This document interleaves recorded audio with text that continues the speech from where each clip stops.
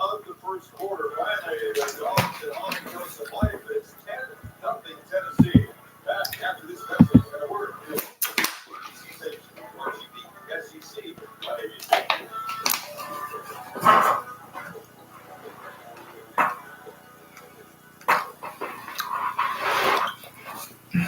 What's up, guys? What's up? What's up? Freestyle Saturday night. Yeah. Freestyle Saturday night. East Texas, what's going on? Charlene, what's up? Mike, what's going on? Philip, Jonathan Skinner, what's up? That running back, what was it Jenny from Boise State said he want to be a Cowboy. You know what? I heard about that. Yeah, Ron the Don, what's up, Superman? Super Ron in the house. What's going on? Yeah, I heard about that, man. He's a good runner too, man. I saw some highlights of him earlier this morning on College Game Day. He looked pretty good, man. Lee, what's up? Y'all know what it is. Freestyle Saturday night, man. Not only we can talk about Cowboy stuff, but we can also talk about anything else. Anything y'all want to talk about, man. It's up in the air. That's why they call it Freestyle Saturday night. Yeah. Keith. Hey, I appreciate it, man. Right back at you, dog. Without y'all, there's no me. So y'all know how that go. True Cowboy in the house. What's up? If we do draft him, we're gonna run down like Zeke. We're gonna run him down? You mean wear him out, or is he gonna run like a running style like Zeke? Danny Savage, hey, my boy, I gotta give him he's a fellow. What's going on, Danny?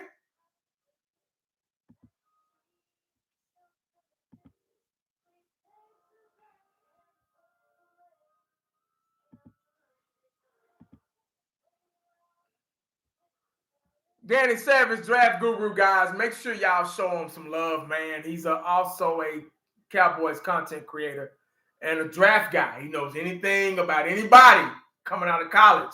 Ask him anything. Y'all make sure y'all subscribe to him, man. Show him some love. Hop, what's up? Geraldo, what's up? Yeah, wear him out. Oh, yeah. Okay. I figured that's where you were going with that. It depends, man. It depends. I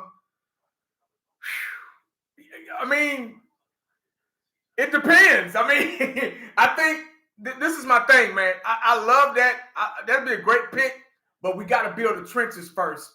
I say, like I've always said, I say start from the trenches and then work your way back. Remember how we did with Tyron Smith, Travis Frederick, Zach Martin? We were just driving out. We were drafting all those offensive linemen back to back those years to build that, to beef up that offensive line. That's what we need to do again. If we're going to rebuild and we're going to start from scratch, we're going to be stuck with Dak Prescott. We've all said it. Even I said it. I said Dak Prescott is good when he has all the pieces to the puzzle. So now that we're stuck with him for 4 more years. At least let's try to get him all the pieces to the puzzle, or with his tenure here, try to do that. Try to go down that road. You know what I'm saying? Get him offensive line so he won't have no excuses. Oh, I didn't have time and all that shit. Give him a running back so we can take some of the load off of him. Get him a good number 2 receiver. I don't even know if CeeDee Lamb's a number 1. He's lining up at running back sometimes. So I don't know if I can call him a number 1 because they got him everywhere on the damn field. They're going to get him hurt too if they don't be careful. If they don't be careful, CeeDee Lamb is next. Hey, man, I appreciate the super chat. Philip Lamb, appreciate it, big dog. I appreciate it, man. Marcus Spears. Let me see what this. Shit, they going fast. I got 55 people in here. He's saying, what's up, big dog? God, I missed Philip's comment. Oh, they took it away. Why'd they take it away? He said something about Marcus Spears. You build inside out. Yeah. Oh, of course. So I'm a Texan, but I think y'all have a legitimate shot of beating us because Bobby Slowick doesn't know how to call. Is he our offensive coordinator? I don't know nothing about the Texans. Embarrassingly for me to say, I don't know nothing about them. I know they got a couple of good players. I've heard about the quarterback. I've heard they got a pretty good receiver. It takes somebody like Danny Savage to break down the roster of the Texans because hell, I don't know. I ain't had time to really go down and look, so I'm going to go ahead and admit I don't know shit about the Texans, man. I know it's a winnable game, but with the Dallas Cowboys, who knows? Someone passed me a drink. Marcus Spears talk if he was GM, look it up 1980. Please play the vid and tell me what you think. Shit. Marcus Spears said something about the Cowboys? If he was the GM? Let me look it up. It's probably on YouTube. What show is he on? I'm probably missing some other. I'm watching Tennessee versus Georgia too. I hate to turn it off, but my boy want me to listen to the damn. Let me see if I can find it. What show is he on? Texas got a sick defensive line. We're in trouble then. There's the run game. Kids the Wiz, what's up? Effing with Dak. We in trouble for the next 4 years, in my opinion, even with help. Dak is not. I gotta be careful. I gotta tread softly when I'm talking about Dak Prescott, because I've made a million videos when we first got him up until now. I've said my opinion from when we first got him up until now. Since 2016, I've been defending Dak Prescott up until recently. Not till now, but recently. The past couple of years. Like I just said, Dak Prescott is not a bad quarterback. He's not bad, but he's not good either. He's not a guy where you don't have to have that many pieces to the puzzle and he'll still win. He'll make a way. He's not a Tom Brady. You know what I'm saying? He's not a Pat Mahomes. He's not even though the NFL cheats for Pat Mahomes, but he's not a Pat Mahomes. He's not a Troy Aikman. He's not a Joe Montana. He's not a guy like that could carry a team on his back, regardless if his starters are in there or not. He's not a guy that can pick a defense apart. Any defense. I don't care if you got two high safeties or whatever, because y'all know Dak he has trouble with the two high safeties in the back. When he sees that, he don't know where to fucking look anymore. He's not that type of guy. He's the type of receiver. He's the type of quarterback that needs a running back. He needs an offensive line, and he needs a quality wide receiver that can get open really quick, really fast. Because if you don't do that, his wheels will turn too much. He can't really multitask. He's one-track minded. You know what I mean? He really gets flustered when people start coming after him and it gets really tight for him and he has tight windows to throw in. So if he has all the pieces to the puzzle, he'd be a great quarterback. But that's having all the pieces to the puzzle. You get what I'm saying? So look what we have to do in order to make him better. He can't make other people better. And see that's where the Cowboys messed up when they drafted him. You got to find somebody that can make others better. There's 11 guys on the field, man. There's 10 other guys on the field. You got to make them better. Y'all got to come up with a system, a rhythm to get into. Dak's really good with no huddle. If it's no huddle, 2 minutes left, he's nickel and dime up the field all day long. But he's got to figure out how to do that in the first half. See, if the Cowboys, this would be a totally different subject. This would be a totally different season if the Dallas Cowboys, along with Dak Prescott, because he's our quarterback, figure out how to start winning games earlier. What they do in the second half, if they transfer that to the first half, we'll be a lot better team. But they wait till the last fucking minute to start driving up the field, getting everybody's hopes up, and don't do shit at the end. See, that's the problem right there. He's just, like my boy said, he's just good enough. he's just good enough. He's that type of quarterback. He's not bad, but he's not perfect either. He's not that superstar quarterback that we so desperately need. That he's not worth the money that he's making. Let me just say that. I'm glad he got his money. I don't knock nobody for getting their bag. But I think us on the outside looking in, we're like, whoa, did you have to pay him that much? Look what he hasn't done in the past so and so many years. And you get rewarded for that? It blows our minds. Like, it just blows our minds.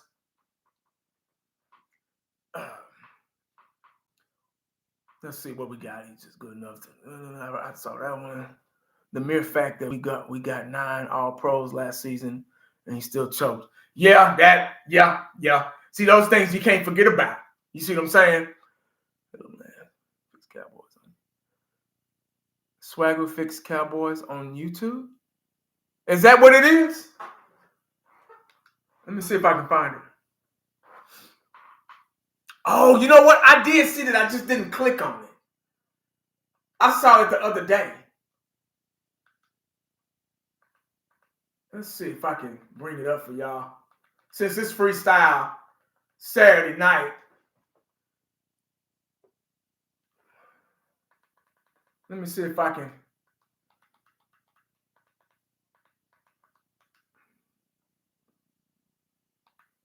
Oh, I see it. Spears. Swagger plan to fix the doubt. Oh, I see it. Let's see, guys. I didn't watch it, but I'm going to check it out. He said they cheated for Brady, too, and they allowed the coach to cheat. Yeah. I say the Kansas City Thieves. I say they're the modern-day Patriots. The modern-day Patriots. All right, let's check this out, man. Marcus Spears, former defensive. If somebody was to come to me and say, hey, man, Jerry want to see you. You want to talk to you. Jerry Jones, this is me. Yeah, I'm about to talk about the Cowboys. Jerry Jones want to see you. And I walk in Jerry's office, and Jerry says, Marcus, fix the Cowboys. You have full autonomy to do what you want to do with this franchise and organization from a football standpoint. Go in and fix it. I got to tell y'all my plan. And then I'm going to get out of here. So day one, on the job, me. Now I'm the GM. I got to make this decision that I'm going to get the criticism or I'm going to get the praise if it goes well. Day one on the job, I'm going to my scouting department and I'm asking them, we need to pull clips, and we're going to watch this as a group. We need to pull clips of every single player that's currently on our football team. Every single player. I want to see every single rep that they play. Yeah. That's first and foremost. That's number one. I want to see it. I want to see who putting it on film. I want to see who putting it on tape. I want to see who got the potential. I want to see who doesn't fit with the philosophy of what we're going to do. That's good. And then we're going to have a meeting with Stephen Jones and we're going to have a meeting with Jerry Jones and tell him, look, this is the direction that we're going to go. Go in. We're going to run a hybrid defense. We're not going to be a defense that's stagnant. We're going to play some nickel on early downs. We're going to play 4-3. We're going to let our defensive linemen get upfield. We're going to be disruptive. Let me pause it, guys. Let me pause it. Because when they hire you, just like they hired Jimmy Johnson back in the day, when they hire you, I see exactly what he's talking about. When they hire you as a head coach, you have reign and full power, and you're able to tell them what direction this team is going in. You should, as a coach, Mike McCarthy should have went in there and said, hey, man, I appreciate the opportunity, dog. I really do. Thank you for hiring me. Thank you for giving me the chance to show my abilities, my experience as a Super Bowl winning coach with the Green Bay Packers. I have a good resume. This is what we need to do first. I need to talk to you and Jerry. Since you want to be so-called general manager, I need to break it down on what the direction that I think. Since you hired me as coach, that's how you know something wrong, guys. Right there. That's right there, man. That's how y'all know something's wrong. He's telling you. And see, this is a form of play. You see what I'm saying? He's telling you, this is my team now. This is what you hired me. So that let me know right there when Jerry hires these coaches, he already tell them up front. Jerry, before they can even get to this point, Jerry probably already putting his nose in the business.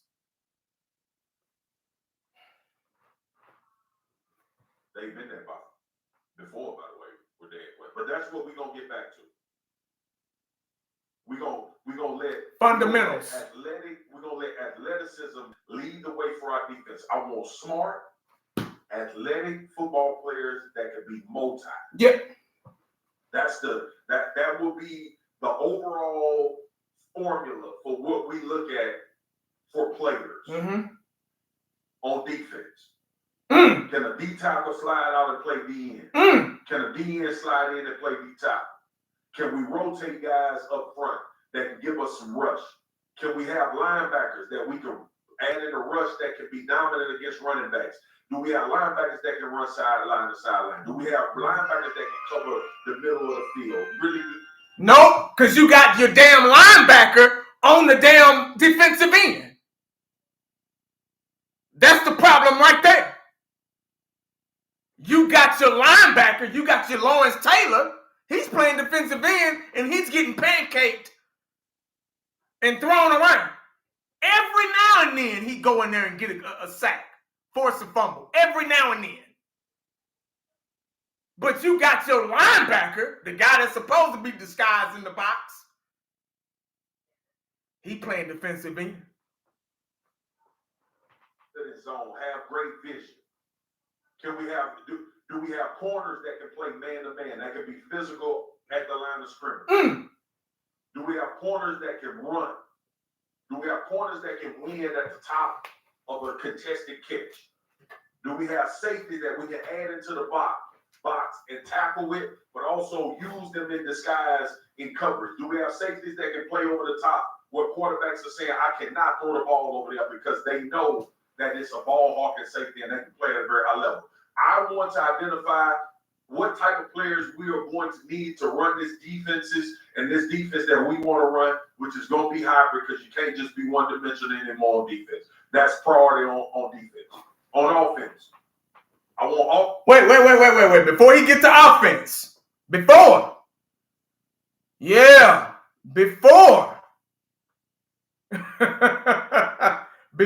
he gets to offense, the defense has to be. You gotta draw that line right there. Yeah, you gotta have dogs. We ain't got no dogs out there, man. You gotta have. He brought up hybrid.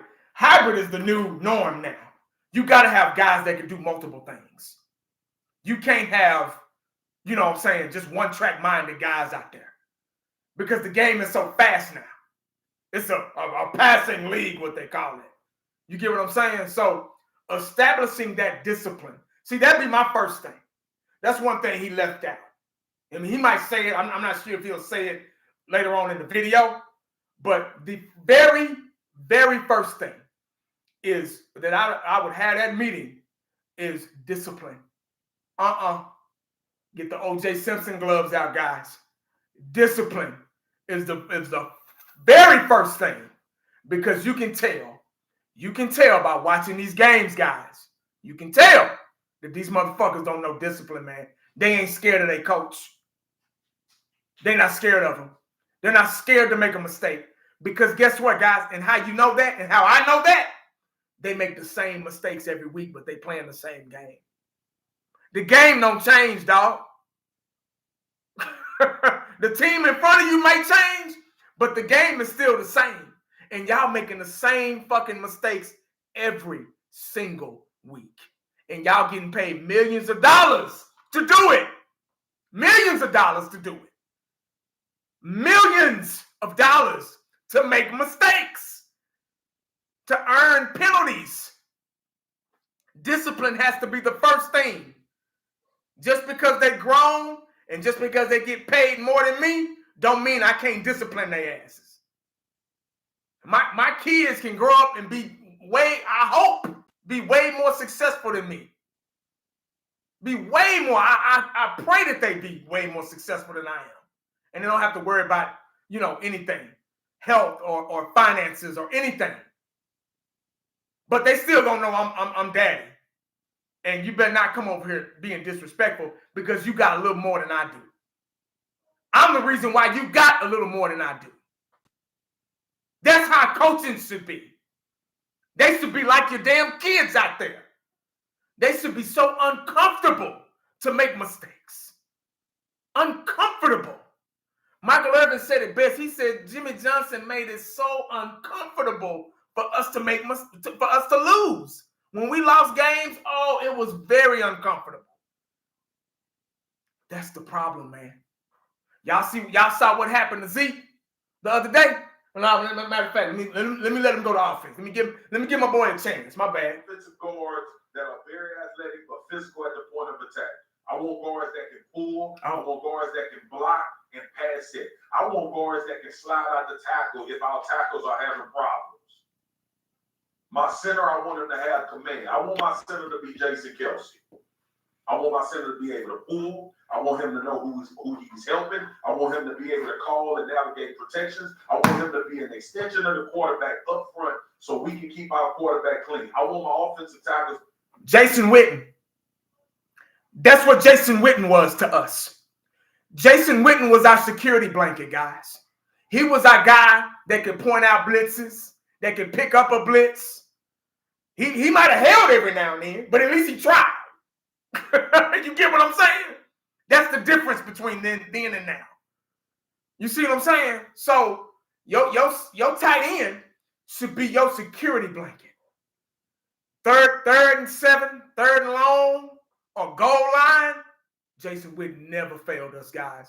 Never, ever failed us. He never did. He was always that's why they called him Mr. Reliable. Shit. That's why they called him Mr. Reliable. Let me keep going. To have great feet. I want them to look like basketball players out there. I want them to have a strong. What's up, Daniel? I want them to have a great base. But more importantly, I want them to have great feet so they can stay in front of people. Oh, damn. Fucking A. Fucking A. I hate ads. What's up, Daniel? Dave, what's up? Yeah. Oh, yeah. Dak. Oh, yeah. Shit, yeah. All right, here we go. I want them to be physical at the point of attack. I want my right tackle to look like Penei Sewell. I know it ain't a bunch of Penei Sewells out there, but damn it, we're going to get the closest one we can find. Yeah, I saw him kiss. I want my left tackle to be athletic. I want him to be big. I want him to have long arms. I want him to be able to cover the damn sun. No pun intended. But cover the sun. Yeah. So the wide receiver can catch the ball in the end zone and he ain't blind. Offensive That's what line. I want my left tackle to be. I want my quarterback to be an elite processor. I want him to understand how to change plays at the line of scrimmage. I also want him to have enough athleticism to get us out of trouble. When we don't have a play, he can go make a play. That's what I want. We need to identify the guys we can find. Easier said than done. You're damn right it's easier said than done, Swagoo. But that is my job as the general manager that have been given full control over putting the roster together. My backs have to be able to stick one foot in the ground on a zone stretch scheme and get north and south and get to the crib. I want a fast back and I want a heavy set back. I want a back that can protect. I want a back that can block. Pick up protections. Understand protections just as good as my center and my quarterback. That was Zeke. That's who Zeke was. Y'all remember that? Y'all remember how Zeke used to pick up them blocks? And Zeke was fast. Once he got in open field, it was a wrap. But we never replaced him. We thought Pollard was the answer, which Pollard would probably be better than the running backs we got right now. But that wasn't Pollard, though. Pollard wasn't a protector as well, like Zeke. Pollard was a catch out of the backfield, toss, not up the middle, but toss back. He wasn't a physical pound for pound, right up the gut type back. He was a toss out, sweep out the backfield back. See, we needed a Zeke. When we had Zeke, we were supposed to replace him with another Zeke. That's what you do. You go with what works. Just like offensive linemen. You should have kept focusing on that offensive line, keeping that offensive line strong. Yeah, he's saying, I'm telling you. Kellen Moore used Zeke up. Yeah, he did. He did, man. But also I agree with that. The running between the tackles and bruise and bludgeon people. Also having a lot of talent. Yeah, Rico is having a decent year, though. On Yeah. the offensive and defensive side of the ball, tell you what type of player we looking for. Now, scouting department, let's go out and find them. The thing we're gonna do on special team, we're gonna find people that run, hit, and they run fast. They run fast and they hit hard, but smart. The theme of this team is going to be smart, and highly functionable and adaptable. Because I want to be able to play on Sunday any way we need to play. Yeah. To win a football game. Win games.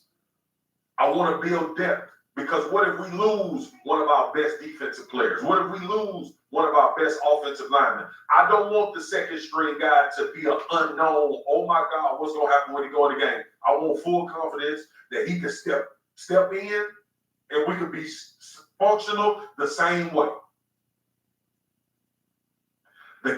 Every single one of the guys that we bring into the game must be able to play and us not drop off hardly at all. Because realistically, your starters, you got superstars where you're going to drop off at a position. Depth. Oh, yeah. Is key. Depth is key. Yeah. Practices. Oh. Training camp practices. Oh, my God. We're going to be physical at the beginning of training camp. We go. Troy Aikman said, going to practice real quick. Hey, that's Marcus Spears. Used to be a defensive lineman for the Cowboys back in the day. But practice, Troy Aikman said Michael Irvin used to run routes and shit like he was in a real game. Deion said that, I remember Deion said one time, he said, I treated practice like the games. So my games will be like practice. Let me say that again. I know that probably went over some people's heads because the new generation ain't like this. He said, I prepared myself and treated practice like the games. I went full 100 speed in practice. So when the game came around, it was easy. It was like practice. I think Michael Jackson said some shit like that too. He said during rehearsal, he was always 100%. Tupac was like that. He was always 100% in the studio. Tupac said something like that too. And he said when it was time to cut the album, I was just dropping verses. Boom, boom, boom, boom, boom, boom. Okay, next. Boom, boom, boom, boom. Okay, next. You know, so you treat practice like the real thing. So when the real thing comes along, it's easy. If these players had that type of mind frame, man, we'd be unstoppable. I mean, unstoppable. But all they think about is that bag, man. Just modern day players, man. They don't give a fuck. Michael Jordan, yeah, Jordan was like that too. Jordan was like that too. Yep. We're going to play the run. We're going to be physical at the line of scrimmage. Our quarterbacks and our DBs and our wide receivers and our linebackers, we're going to learn coverage. We're going to learn how to beat coverage on offense. Practice is going to be installation. We're going to install. We're going to be creative. We're going to take practice templates to practice where we throw the offense off schedule. We throw the defense off schedule. I'm going to tell you as a defense, these are the things we run on offense. We're going to come out and run something completely different. I need the defensive coordinator. Ice man, what's up, dog? And I need the players to be able to adjust in the moment. He said that damn game is Monday night. Oh, yeah, we're going to do it. Yeah. I'm going to have constant communication with my head coach about players, about philosophy, about how we want to be as a football player. I mean, a football team. And then I'm going to go to Jerry and they'll be like, Jerry, this is the parameters I put in place. These are the things that me and the head coach have talked about, along with all of his assistants. I'm going to know those guys. I want to know their families. I want to know our players. I want our players to play because they love playing football. I don't want them to feel like they're in a situation where it's always some certain amount of pressure. No, obviously we know it's pressure to win. I want you to have fun because the fun is in I was just about to say that. Fun is also what leads you to the win. Exactly. I was just about to say that. Get game day deals. The question is, Jerry, not the question, but the concern. Let me say the concern is Jerry wouldn't want to lose that power though. Because if he's scared, if somebody come in there with that approach, he's scared of somebody coming there with, like, if I came in there with that approach and broke it down to him just like that, he's scared it would work under somebody else's watch. It would work. It didn't work under his watch. See, you're not a coach. You're not even a general manager. You've shown that. Yeah, you've expressed that. You can't even keep your cool when shit is falling apart. So you don't even belong as general manager because you threatening people's jobs and shit on the radio waves because they asking you basic questions about what the hell is going on with this team. Why are we so horrible? Why is this organization falling apart like this? Oh man, I can get somebody else to ask the questions, man. Really, dog? So you don't belong in this seat then. You belong up there signing checks. That's it. If you can't handle shit like that, you don't need to be in the mix like that. Because your feelings get involved. And we don't need nobody sissified as general manager. We need somebody that know what they're doing. See, that's been the problem. He's been the problem. He's just so scared to admit it. And he's scared of somebody else get in there and do a good damn job and get us the pieces that we need and do it the right way. It's been neglected all these years because they worried about Tyson fighting and all this bullshit. That's all they care about, man. They don't care about nothing else. You see, he had his ass over there at that Tyson fight. You see what I'm saying? Hey, Master, I appreciate the super chat, dog. Yeah, man. So that's why it's been neglected. And when people start realizing and pointing it out, oh, he get mad. Oh, I don't want to hear that. I'll get somebody else to Uncensored Cowboy. What's going on, man? I'll get somebody else to ask the questions. Okay, so what if you fire him and then so-and-so come in and he asks you the same questions? What you gonna do, fire him too? You gonna get somebody in here that'll ask to you the right questions? What's the right questions?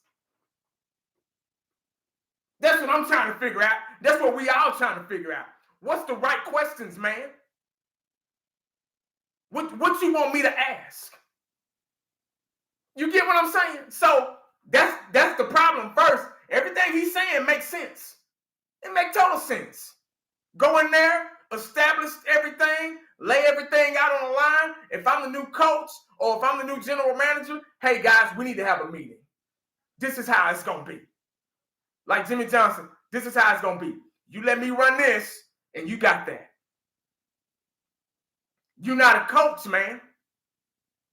You don't even have an eye for talent. You don't even need to be in the fucking war room because you don't know what the hell you're doing. Like, I'm serious, man. When we start making decisions on who to draft and all that shit, you back up. Because you want players in here that think just like you. That do interviews just like you. Look at Dak Prescott. He a fucking robot. No emotion. Jason Garrett, no emotion. All the players, no emotion. Oh, well, we just got to think about next week. And then, yeah, we just got to keep practicing, watch film. No, man, we need somebody coming there pissed off and cussing and shit, man. Being pissed off because they losing. Y'all ain't winning, man. Well, they probably winning in their pockets. But y'all ain't winning games, man. Y'all losing. Y'all one of the worst teams in the NFL, dog.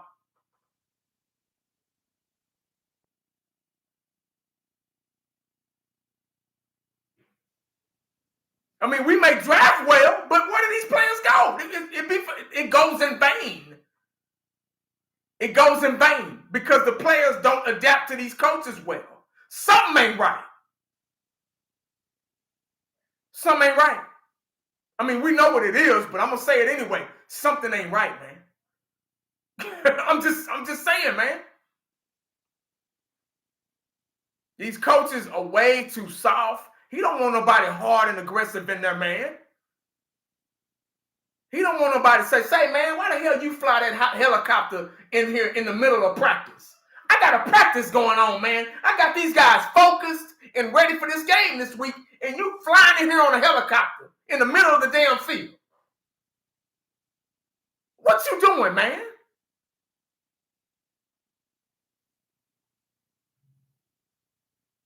It's a show to him, man. This ain't no show. Man, I take this seriously. This is war, dog. We trying to win.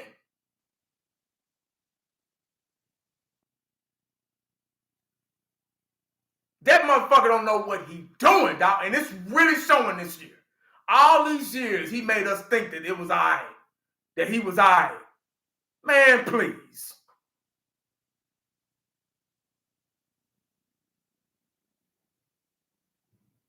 And this talk about Deion and Shador. I've been hearing all these interviews, all these shows talking about, man, Deion ain't coming here, man. He cleared that air up with Michael Irvin over the phone the other day. He said, man, look at this. Look at this view. He's showing the view of Colorado, the stadium, and how beautiful the scenery is. He's like, you think I want to leave this? It sounds good. Stephen A. Smith, everybody was talking about it. Stephen A. Smith was talking about it. Oh, man, we get prime time here. He'd be good for the organization. The players adapt to him and follow him. He's a leader. He's a Hall of Famer. He's this, he's that. He's turned Colorado around and all this stuff. And, he did good at Jackson State. And he has a history of being a leader. And the players just follow him, all this stuff. Man, please. All that's true, but he ain't going to coach here. Man, Jerry ain't gonna get that, man, please. Because Deion likes the fact of coaching college kids. Because he likes the developmental process. He loves it. And he said it himself. He said, man, I ain't thought about coaching the NFL. He said, I refuse to do it. He said, I can't do it. He said, to see grown men making all this money and they make the same mistakes my kids make in college, he said, I couldn't take it, man. That would piss me off. He said, I'd lose my job. And he's right. He said, man, I ain't about to do all that. No, I'm good right here. I'm straight. Shit.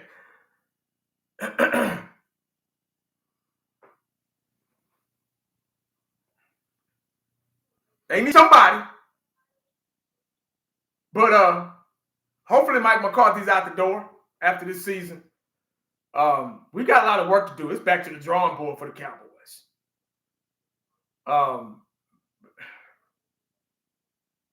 Bringing in a new coach would be nice. A real coach, somebody that'll, hey, Robbie, what's up, man? Somebody that I just described.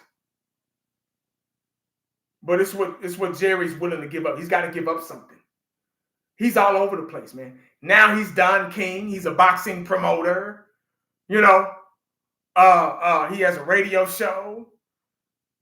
He's he talks on the news. He's the spokesperson for the Dallas Cowboys. He's the chief executive officer, the owner. All this stuff, and general manager. He got too much going on. He got to give something up. In order for this team to be successful in the near future, he's got to give something up. Retro Scott in the house. What's going on, man? He said, I doubt Jerry would hire an actual authoritative head coach. He wants another yes man that would obey him. Yeah, that's what I'm talking about. Like, that's the only way that we're going to get better. He's got to give something up. And unfortunately, it's got to be that. He's got to sit back in his chair. He's got to be like, okay, this is me personally, guys. If I was anything like Jerry, I'd sit back and be like, okay, I got the richest brand in sports, period. Most valuable brand. I'm in the Hall of Fame. I got 3 Super Bowl rings. My method is outdated and it hasn't worked in almost 30 years. If I really cared about this organization and my team, my business, my job, my business, if you really cared about it, let me bring somebody in that's better fit for this general manager position. And I'm getting old. Let me sit back. My time is almost up. That's when common sense sets in. That's when you think common sense should fucking sit in. Be like, all right, man, my time is up. Let me let somebody else. I'm still gonna be around, but let me let somebody else be general manager. I'm still the owner. I'm still a billionaire. You know, what more do I have to prove? Not that fool. Not that clown. That's too much like, that's way too much like right. Nah. He think he a damn coach. Nah, bro. Nah. Get your punk ass back up there in that box, man, and watch the game. I remember he used to come down on the sideline. And when I was a ball boy for the Cowboys back in the day, he used to bring his ass when we be winning games or losing. It didn't matter. Or, especially when we would lose. When we be losing, he'd come down and Jimmy was like, man, he'd look at him, give him that look like, what you doing down here, man? You can't help me. You being down here don't help. Get your ass back up there, man, where you belong. I got this. You can't have credit. Dog, you're a human being, man. You can't have credit for every fucking thing. I'm sorry, man. Money don't do everything. And guess what? This is what I said last week. Guess what happens to all your shit, all your money when you pass away? It stays right here. You can't take it with you. As bad as he probably wish he could, you can't take it with you. You got to answer to somebody else then, partner. Yeah, I'm sorry, but that's just the way it is. Whatever you did down here don't matter. You got somebody else to answer to then. You can't fire him, homeboy. Yeah, you can't fire him. That's if you go that way.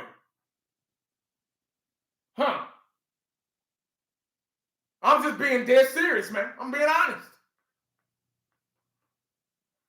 That's the problem, man. Too entitled, way too much power. Thought process is fucked up.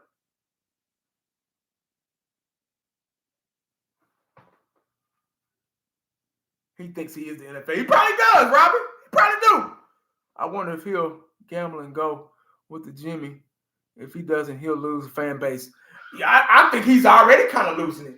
A lot of us, which I'm very shocked, a lot of us are finally opening our eyes and seeing, you know.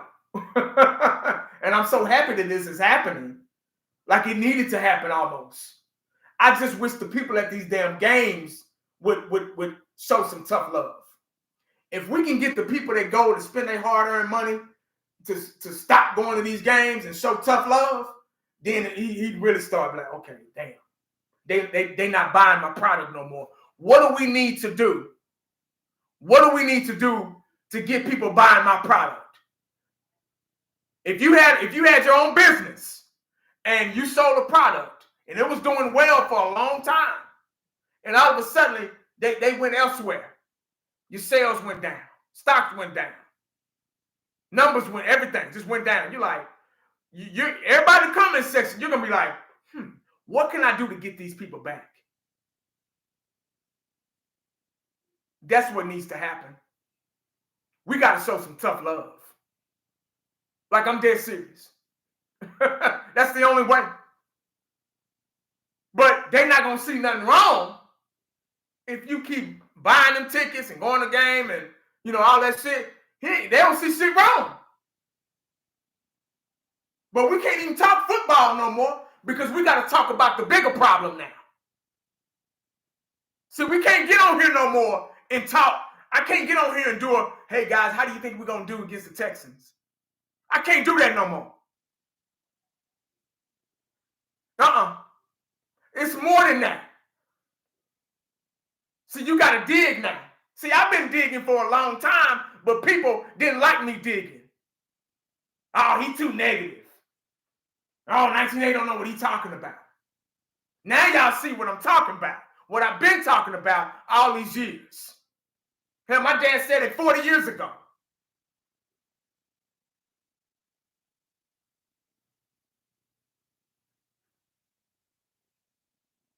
Yeah.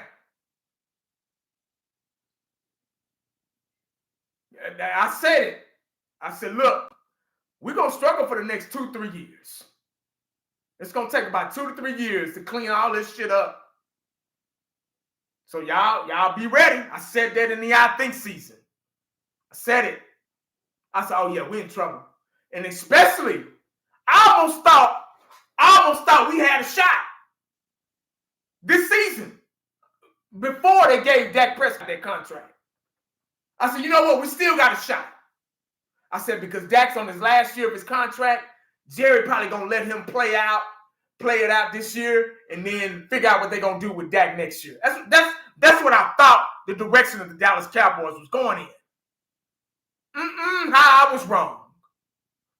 Oh, boy. Yeah, I was way off base. I'll be damned. Right before kickoff, the Browns game, he gave me that money. I was like, what in the entirely fuck?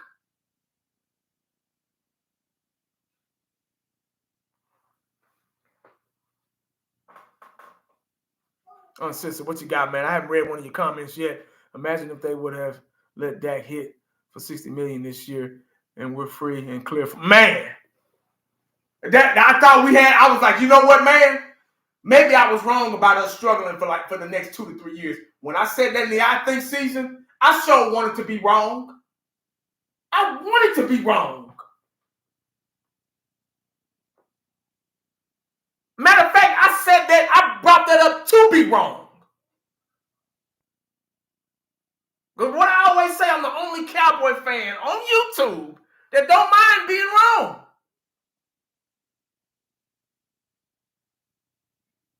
But what they do, they proved me right. They've been proving me right for almost 30 years. That's one thing. Maybe I don't gamble, but maybe I should gamble because I'm always be right. I would have been rich. Shit.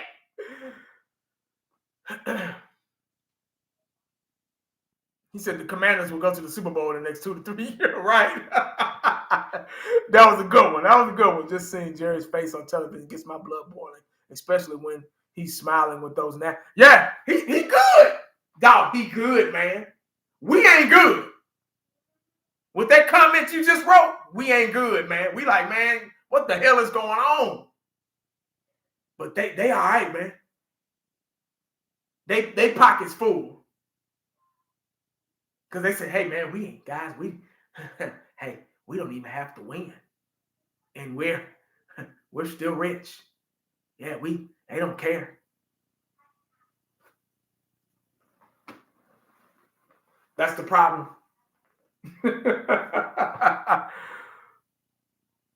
But in all seriousness, do you remember a video in 2010 when Jerry said Romo was a miracle? Parcells wasn't worth a shit, but he loved him. Tebow wouldn't be on the field. Yeah, I remember that. Yep, I remember that, dog. 7 years of Romo, 7 years of Dak. Damn. East Chance, you got any plans for Thanksgiving 1980? Our birthdays are both this month. My birthday is on Thanksgiving, on the 28th. On Thanksgiving. And I got And the messed up part about it, I got to get up and go to work that morning, Friday morning. So I can't really enjoy. I got to watch the Cowboys lose, probably. And then got to get up and go to work that morning. Man. Yeah. Wouldn't have signed Gallup. Yeah, Gallup got hurt. This damn game just had to be on a Monday. Oh, I can't stand Monday night game. And I can't even watch the game.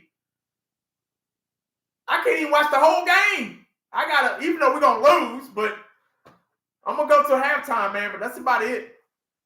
That's about it. Big 44. I'm getting there, man. Yeah, I'm getting Yep. Nah, man, 21. Yeah, I'm 21 now. I'll be 22. Yeah. Yep. Bald head and all. 22 years old. But yeah, guys, that's, what Marcus Spears, I'm glad my boy told me to watch that because I haven't seen it yet. But what Marcus Spears was saying made all the sense in the world. What up? Yago, what's up? He said, nah, you 18, bro. Right? Yeah, I take 18. Shit. Man. But yeah, what he was saying made all the sense in the world, man. But I wish that would be the case. Just to see. Just to be like, man, you know what? I mean, how far do you get within your own self to where you feel like somebody else can't do a better job than you can? Like, there comes a time where you be like, you know what, man, this guy's a better fit for my job. I'm still the boss. But let's let him come in here and do what we need to do to get this team. I'm still head over everything. That's all you gotta do, man. We know who you are. We know what you've done. We know you got 3 Super Bowl rings and you hired Jimmy and y'all put this team together. Well, Jimmy put the team together. We know you got a gold jacket that you didn't buy. Come on, man. Just let somebody else come in there, dog, and do that shit, man. You good, man. Just pay them a salary. Pay them. Hey, do your thing, man. I sit back, And y'all remember when earlier, before the season started, they said Jimmy Johnson was going to be back in the fold. I made a video about this about a month ago. They said Jimmy Johnson was back in the fold with the Dallas Cowboys. What happened to that? I was like, okay, well, so that means Jimmy Johnson will be in somebody's ear. Be like, hey, maybe y'all should do this, or some type of, ideas, suggestions, direction. Y'all remember that? Jimmy Johnson's going to be back in the fold with the Dallas Cowboys. What happened to that?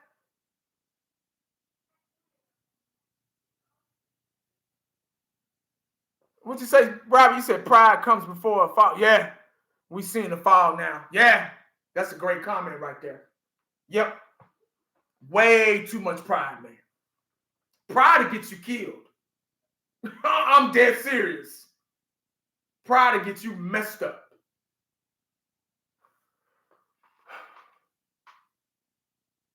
He keep excusing not getting a running back. Oh, let's talk about that. I'm glad you brought that up, Eshan. Did y'all see the article about Rico Dotto? Now, I made a video about this the other day, yesterday. Matter of fact, Rico Dotto is now named our starting lead running back. Yeah, did y'all see that? Huh. So it took to week 11, and now you're 3-6 to finally say that? To make that official? Everybody in the comment section, we all said, every Cowboy fan probably, we all said Rico Dotto was the best fit for the job at the beginning, before the season, in the I think season. So until we ain't got a shot. Boy, y'all, they cease to amaze me, man. Like, really? You just now?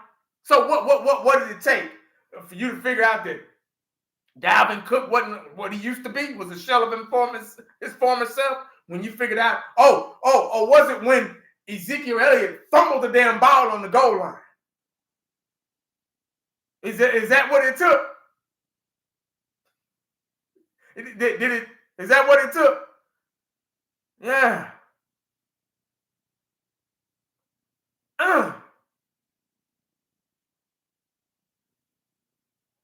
I'm seeing Emmitt Smith. I'm seeing Troy Aikman. Why am I seeing that? 5 years to rebuild. Hey, probably so. And the fact that they tried to act like we were a running back room by committee. Yeah, now we're no longer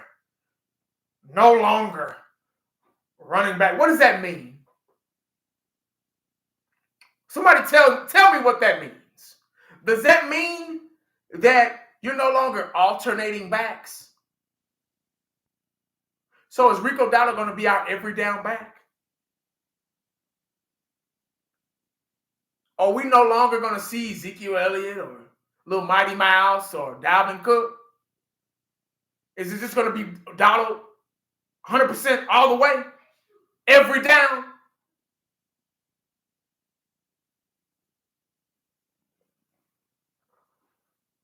So what Marcus Spears just said, being a smart football team, that's out the window.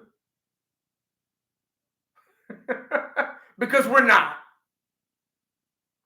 We are we're probably the dumbest football team in the NFL right now. Yeah.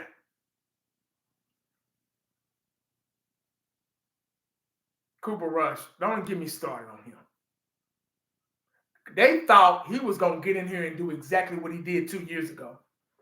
Did they not know that was a different team?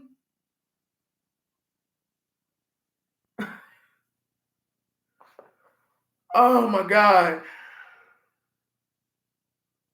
They just handing out checks, man. They giving away free money, Cowboys organization.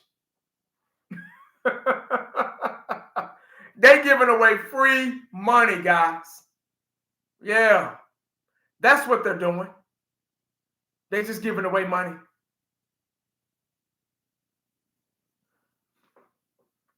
Hershey, so what you say? Do you think Dak is better than Hurts? Athletically, no. I think they're about the same. The only way Hurts is a little better, has an edge, is after he can run the ball. But Hurts is okay. His decision making is a little off sometimes. He makes a lot of mistakes. All you got to do is get the right pass rush with him. Oh, it's a wrap. Contain him. If you can contain him, he's a very, very average quarterback. But if you let him run and get loose, go north, rather, you're going to have problems because he can run the ball. He's a scrambling quarterback. Dak, he's not that anymore. Ever since the injury, ever since his leg was damn near hanging off the bone, he don't run no more. He was never that fast to begin with, but at least when he was before the injury, he was able to get himself out of trouble. He can't even get himself out of trouble anymore. When he ran the last time, hell, that's how he so-called tore his hamstring, and then he threw the ball for the patent and he tore it, hurt it some more. So that lets you know he's not athletic at all. He's a pocket passer. He says, I could never see Dak going to a Super Bowl. Seeing Dak run is painful. Yeah, man, it's like somebody's holding him or something. Like he's got, like somebody's on his back. He's trying to, carry him with him and shit. Just craziness.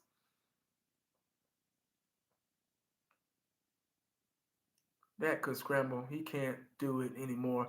His leg will fall. Right, yeah. I was just saying that. Yeah. Dak used to be versatile, man. Man, I say from 2016 to before that ankle injury, yeah, man, he would at least get himself out of trouble.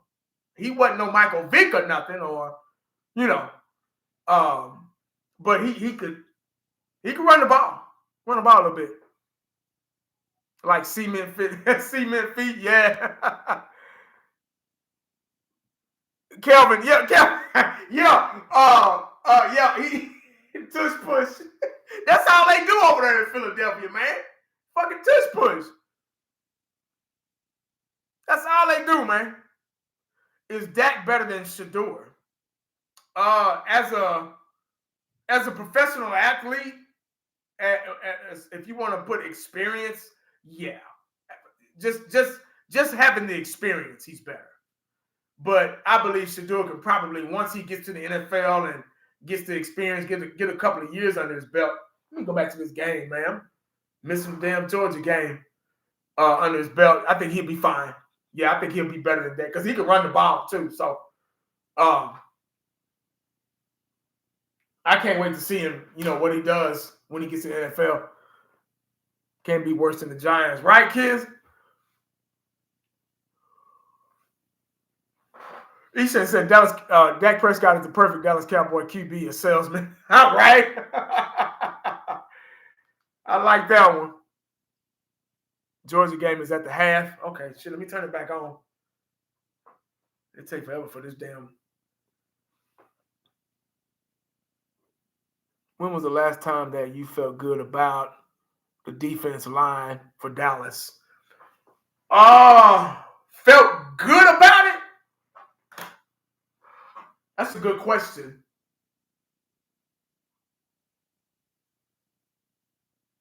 I want to say we never had a consistent pass rush, though. When D-Law was in his prime, you know what? We had a pretty good line. Y'all might not agree, but y'all gonna remember. When D-Law was in his prime, when we had David Irvin at defensive tackle, he was a beast, man. He just couldn't stay off the damn. Him and what's the other guy named? Randy Gregory. Oh, man. Woo! What was that? 19, 18, 19 when we had those two guys? 17? Yeah. Man, Randy Gregory and David Irvin and D-Law in his prime. Before that, when we had Jay Ratliff at defensive tackle. Oh, man. That was a while ago, man. That was probably the last time I felt comfortable. Okay. Not comfortable, but okay about that front four.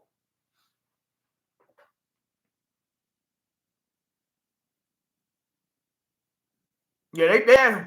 Hey, Gerald, what's up, man? What's up, 1980? It's scared now to run playing, not to get hurt when the offensive line not help. Yeah, I agree. Excuse me, guys. I'm sorry. Retro Scotty, what would make the game fun is if the entire Cowboys cheerleading squad would do cartwheels. You crazy, man.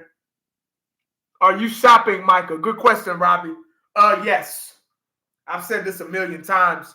When I think of Micah Parsons, I think of Herschel Walker. Trading. Yep. We can't afford to pay him. So trading. Unless you got a master plan, pay him. But with Dak Prescott's floating, even if you trade Dak Prescott, you're gonna get $90 million hit. I think it's $90 million in dead money. So yeah, he's the most valuable piece to this team right now. Yeah, him and CeeDee Lamb. DeRon Bland was pretty valuable before he got hurt.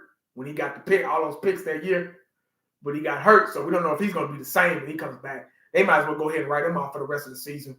Because they tried to bring him back, but he started experiencing that soreness and tightness again in that leg. So, nah.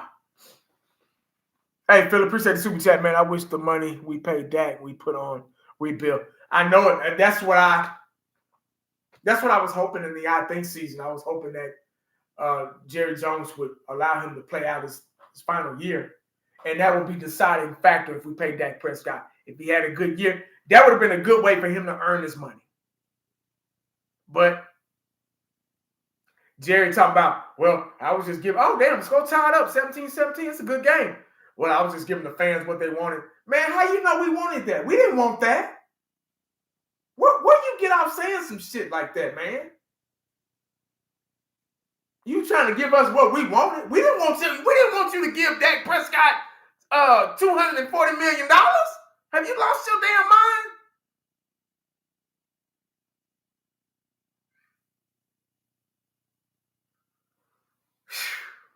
God damn.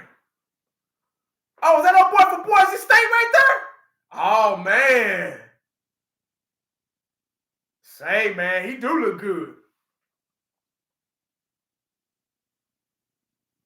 I wanted to make light of the situation and throw a little humor. Hey, it's cool, man. My name is Jerry, has been especially missed. Yes, sir. Uncensored Cowboy. Hey, Uncensored Cowboy is a smart guy, man. He's really, really smart, knowledgeable of the game. Micah needs to live up. I mean, Micah needs to live in pass. Are you trying to say Micah needs to be left in pass coverage like 90% of the time? He should only be in a couple of packages, pass rush. Micah Parsons should be playing linebacker. That's all I'm going to say. That's all I've been saying. Hey, that game was good too. Is it still on? Oh, no, Florida and LSU. That was a pretty good game too. My boy Deion them won earlier too, man. They played early. That was one of the first games that came on this morning. We want to win. I care about the logo on the helmet, not the name on the jersey. Hey, there you go. There you go. Pierre said, you can't play small ball with pass rushers. They will hurt. They will be hurt every season. Like, yeah, there you go. I'm telling you. I said, y'all, they going to get him hurt. What? Come on. Dave, what's up, man? Hey, 1980 Ken. Get a shout out to my daughter, Faith. She has a softball tournament in the morning. If they win 4 games, they get a bid to nationals. Oh, okay, Virginia, spring season. Hey, prayers up to you guys. Good luck, man. I hope y'all do it. Don't worry about it, man. You got it. She got it, man. Don't worry about it. Don't worry about it, man. She got it. All you got to do is tell her to visualize it, tell the team to visualize it, themselves winning, and they're going to get there. Little prayer, too, but don't worry about it, man. Y'all get there. True Cowboy, that contract is going to get reconstructed. I hope so. They need to do something. But I did read an article, though. I'm glad you brought that up. Because I did see an article about, I didn't finish reading it, but I did see an article about Jerry Jones' master plan to freeing up $100 million. I saw that. I got to go back and find that article and finish reading it. But yeah. Diamond, what's up?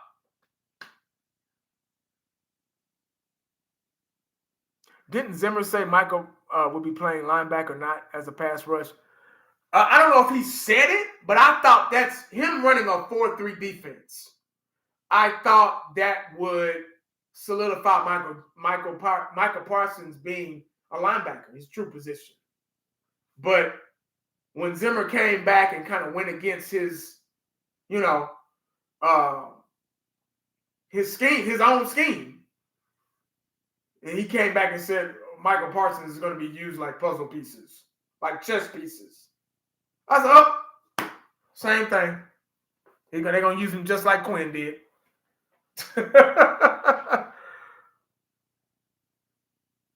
MG said, what you going to reconstruct?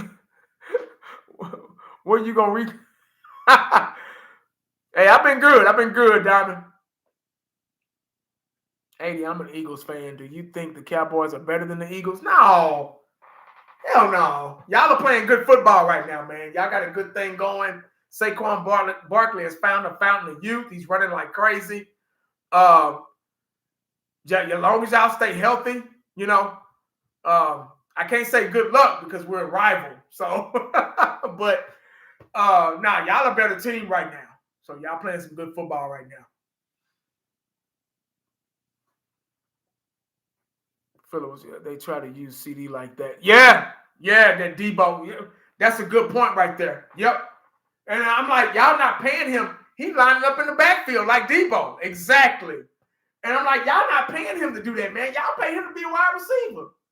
He's supposed to be our number one. Supposed to be. And he can't get over 100 yards passing. Receiving. Our number one is supposed to be 100 plus every week, at least. I can't remember the last time CD had over 100 yards and a touchdown. But he's our number one receiver. No offensive line, no good luck. Please no, don't reconstruct. It's like painting over a mold. Yeah, you just need to let it run its course. Yep, and take the lumps. Reconstructing will just hurt the team more later down. Yeah, that's right. That's exactly right. 100% right on that one. You just go. You already fucked up, so you in there now. So you just got to go ahead and roll with it now. I heard they hired Jason Witten. For what? They did? They will flip the switch next year on Dak and CD, free up cap space. Huh. Be Real Minds, what's up, man? What's good, 1980? Just joined the chat. Are you discussing draft prospect? Nah. Now I don't do that until close. Nah, I don't. I ain't got time. My world and my life is too, with my kids, they got a little stuff going on, and I don't have the time, man. I do that when it gets closer to the draft.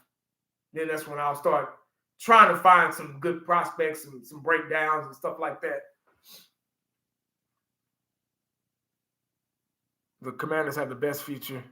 Did you see how happy Jerry was at the money maker? Oh yeah, he don't give a fuck. Oh, of course, yeah, he getting paid. They all right. They good. Retro.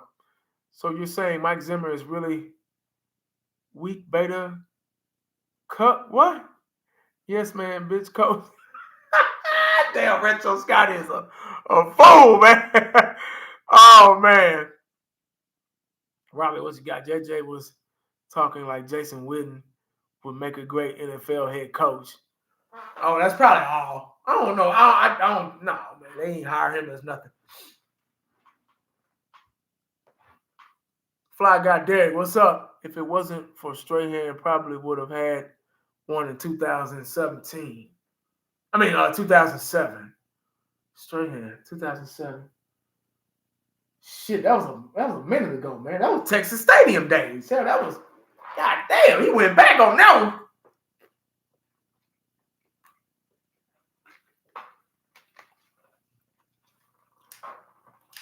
Damn, Travis Hunter is going hard for Colorado, man. He might get a Heisman Trophy. Playing offense and defense? That dude a beast, man. He a beast for real.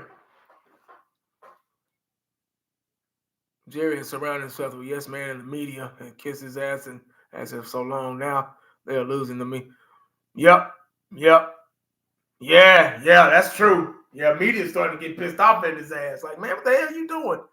Mile High Shoelace Prescott. Iceman, you a fool. A healthy Dak on the last place schedule is still fool's gold next season. Witten ain't gonna be no fucking MG a fool too. That boy doesn't say anything.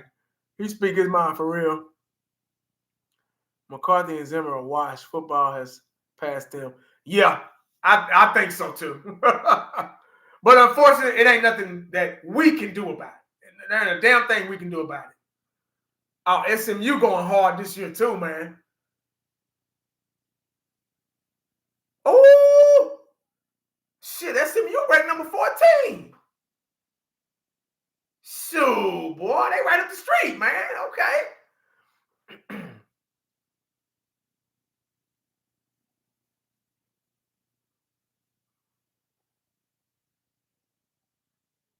What if Dak was to go to another team and win the Super Bowl? Man, that'd be fucked up. I can't see that happening, but that'd be pretty crazy. Imagine having a QB that gets a season-ending hamstring injury throwing a pass in the clean. Right, that is crazy, man. A lot of people are pretty sus. That's pretty suspect, man. I don't know.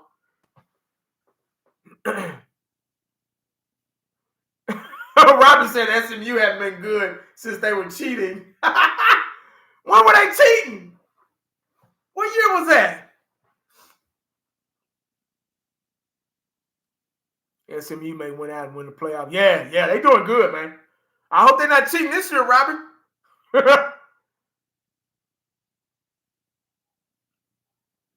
Years ago.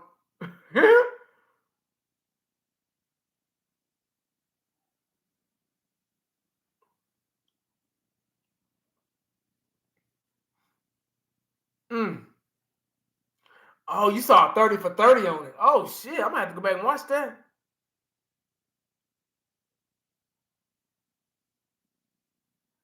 With Dickerson. Was that way back on Dickerson? 1907 with the SMU death penalty. Oh, shit. I need to go back and watch that, man. Oh, yeah. Deion ain't coming here, man. Deion having too much fun. He's having a blast in Colorado. He's got a good thing going. He loves it there. I've heard talks of Deion going to Florida State. Now, that would be something. But I think he wanted to go there first. He wanted to go to before Colorado. He wanted to go there first, but they pushed him away. They was like, "Nah, we good." He was like, "What the fuck? I'm Deion, man. I went to school here, won a national championship, set records here, all defense, first team all defense. The hell?"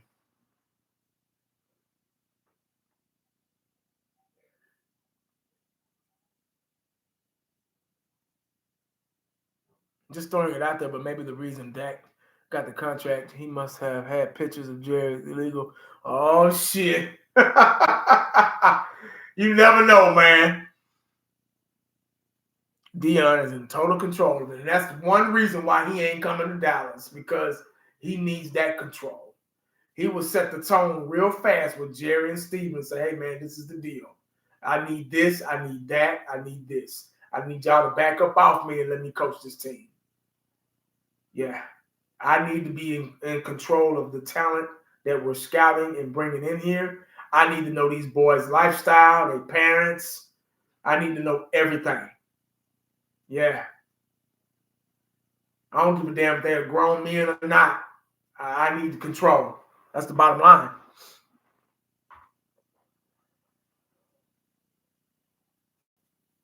Yeah, they didn't want him. Right. Yeah, they didn't want him there. And that's probably why he loves it in Colorado so much, because they didn't want him there. I don't know why, but I don't know. Well, I probably know why, but I just don't want to say it. You get what I'm saying? You get what I'm saying, Miss Robinson? I just don't want to say it. I think we know why, but we're not going to say it on here. Belichick? I don't know. Belichick is having too much fun. He's having way too much fun not coaching. I mean, what more does he have to prove? He's got 6 championships. Troy? I think the same thing with Troy too, man. Troy, these guys were all about winning. The guys that we're talking about, man, they were all about winning Super Bowls. That's all they were about. They wasn't about nothing else. They were about winning Super Bowls. And if it ain't got nothing to do with Super Bowls, they don't want no part of it. And we ain't been about that shit for almost 30 years. So, no, man. Lions offensive coach. Yeah, Lions doing pretty good. Jerry need puppet coaches. His ass must have fireman pole. Locker room fast. Hey, man, what the hell y'all doing down here, man? That damn pole.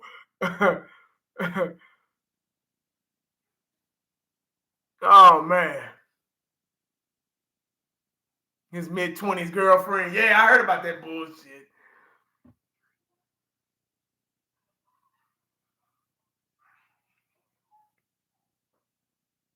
Got him smiling. Yeah, for sure. Yeah, he having too much fun, man. He ain't gonna. I heard John. Was it John Gruden? Somebody wanted to come back. Was it John Gruden? No, I thought John Gruden was coaching Denver or somebody like that. There was another coach that wanted to come back that was talking about. I can't remember. Shit, fuck it. It'll come to me.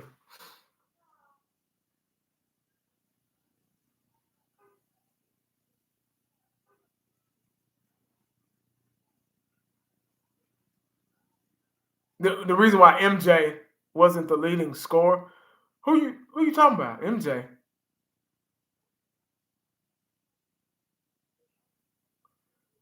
Flip Shelton said, I don't think the Cowboys will hire. Goddamn. Oh man. I didn't say that. Flip said that. I don't want nobody getting mad at me. Flip said that. I'm gonna blame you. You said that. I didn't say it. Flip said, yeah, I said it, damn it. What y'all gonna Yeah, I said it. Shit. That's right. God damn it. I said it.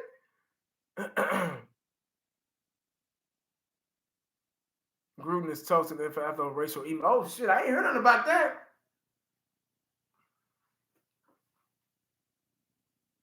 He said, we all thinking it.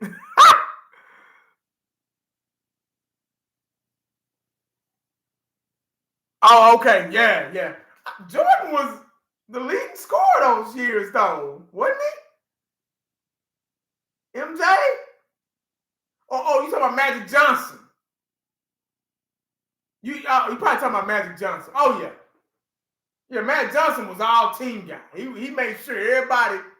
But see, Magic Johnson was the type. He was, man, oh, Lord, don't get me talking about NBA, man. I can't even watch the NBA no more. I can't. I just can't.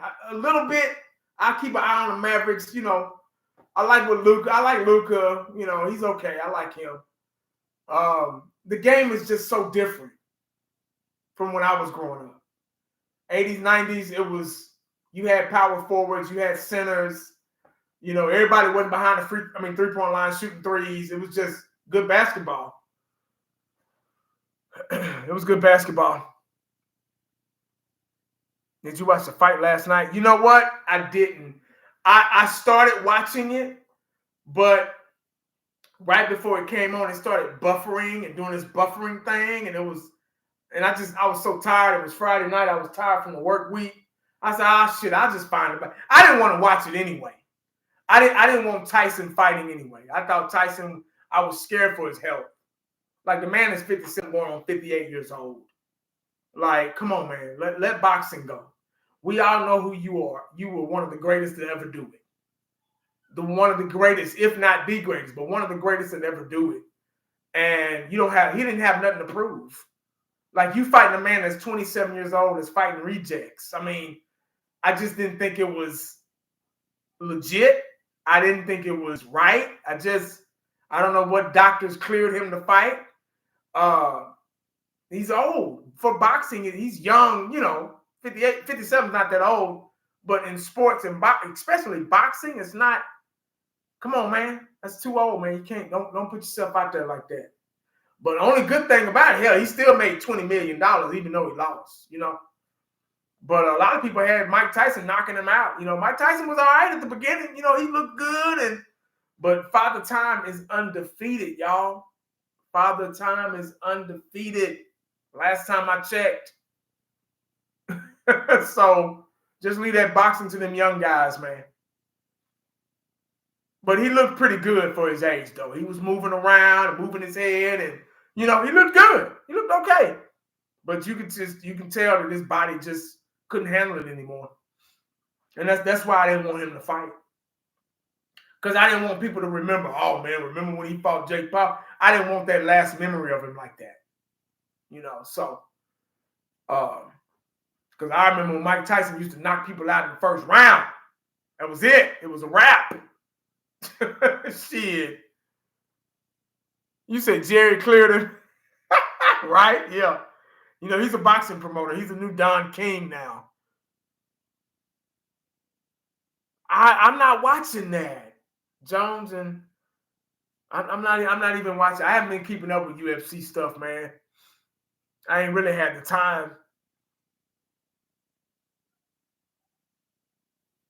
Didn't miss much. It was boring. Kyle, what's up, man?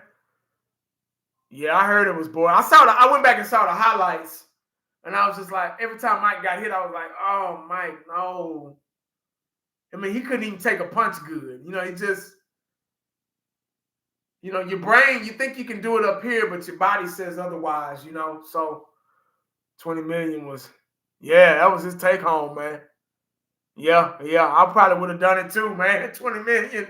I got my ass whooped for 20 million, shit. But Jake Paul, he just didn't dominate him. I mean, he wasn't that good. He fought an old, should have been retired Mike Tyson.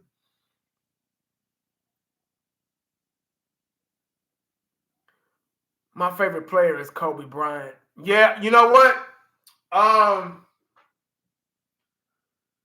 love basketball. I used to love basketball. I still do. I love the sport. But I used to like watching it as much as I like watching football. When football season was over with, it was basketball. It was NBA.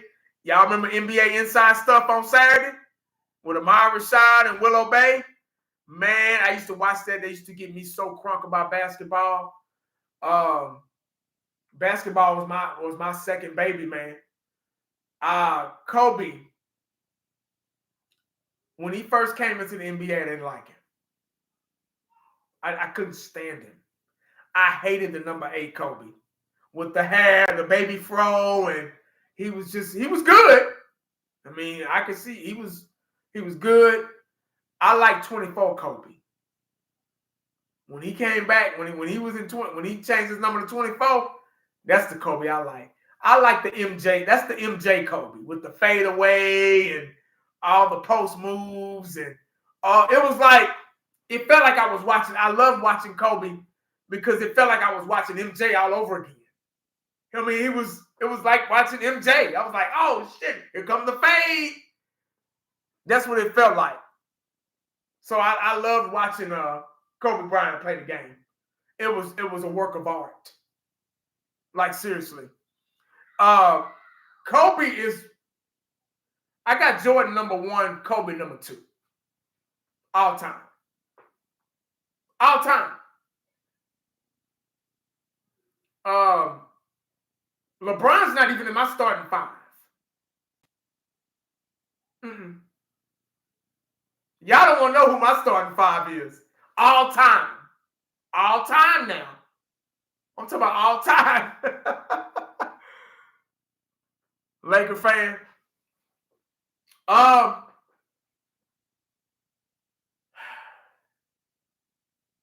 was a Players fan.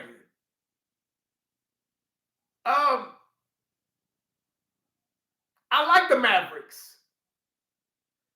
I wasn't a diehard, like I'm diehard Cowboys. I wasn't like diehard Maverick, but I when we played, I cheered for them. I wanted them to win. But I was more of a Players fan. Obviously, I was a Jordan fan, Bulls, in the 90s, hell, 80s and 90s. 80s, I liked watching the Lakers, the Celtics. I used to like watching them go head up.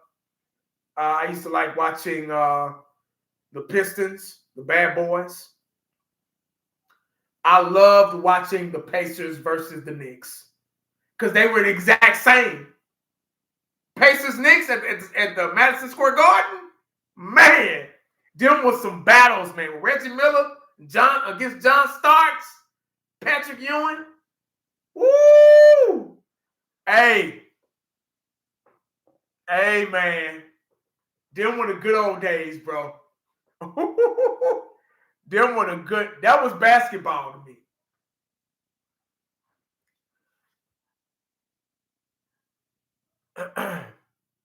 Prison robbed us. Oh yeah, Prime. Yep, they did. That's a good comment right there. Yeah, they robbed us, man. They took probably about a good year or 2 away from us. Mike Tyson, when Gus D'Amato died, that's when he went downhill. And he fired his trainer, and he brought in that entourage. That's when he went downhill. Yeah. A piece of him died with Gus. Yep. He wasn't the same. When he got knocked out by Buster Douglas, and he actually won that fight because he knocked Buster Douglas out first. And matter of fact, Mike Tyson went back and showed it. He was talking on some show or whatever, and they went back and showed it. And he counted himself. It was a 10 count, but they let him up. Mike Tyson already knocked him out. But anyway, that's when he started going downhill. And he just lost control. He couldn't even control himself no more.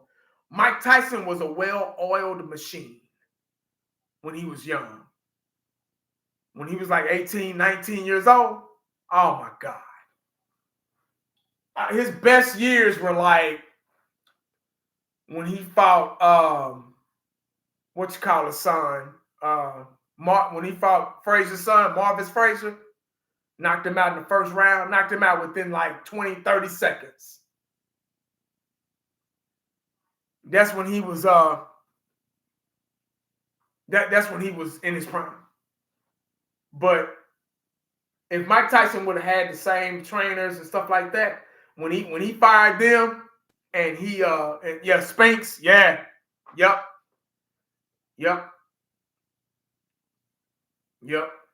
Those were his best years, man. But after that, it was a wrap. I mean, he was still good, but he wasn't the same after that. 86 through 89. Yeah. Yep. Oh, if Lennox Lewis would have fought Mike Tyson, that Mike Tyson I'm talking about, 86, man, they would have killed him. Mike Tyson would have killed that fool. Woo! That Mike Tyson, I'm telling you, that was a dog.